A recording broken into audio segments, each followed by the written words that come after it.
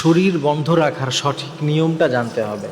কি শরীর বন্ধ কীভাবে রাখতে হয় অনেকে কিন্তু এটি জানে না।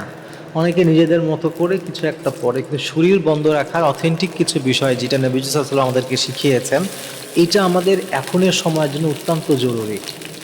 কারণ ঘরে ঘরে এখন কালো জাদু, ব্ল্যাক ম্যাজিক করা হচ্ছে।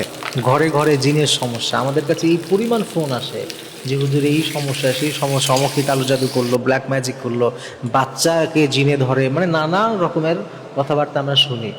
এটা থেকে বাঁচতে চাইলে আপনার গাটা, আপনার শরীরটা বন্ধ রাখতে হবে।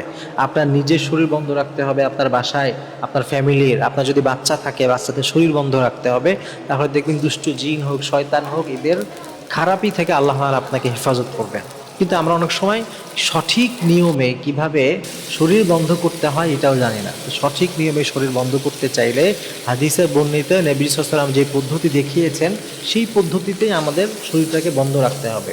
শরীর বন্ধ রাখার দুইটা সময় মনে রাখবেন, দুই সময়ে আমাদেরকে অবশ্যই শরীরটা বন্ধ রাখতে হবে সারাদিনের মধ্যে।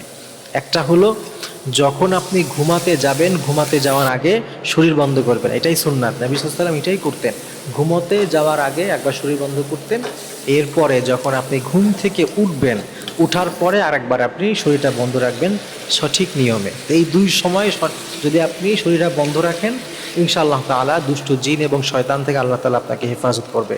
হাদিসের মধ্যে নবীজি সাল্লাল্লাহু আলাইহি ওয়াসাল্লাম আমাদেরকে শিখিয়েছেন চারটা কুল আছে, কুল ইয়া আইয়ুহাল কাফিরুন, কুল হুয়াল্লাহু আহাদ, কুল আউযু বিরাব্বিল ফালাক, কুল আউযু বিরাব্বিন নাস। এই চার কুল একবার করে চারটাই পড়বেন। পড়ার পরে হাতের তালুতে ফু দিয়ে সারা শরীরে ম্যাসেজ করবেন।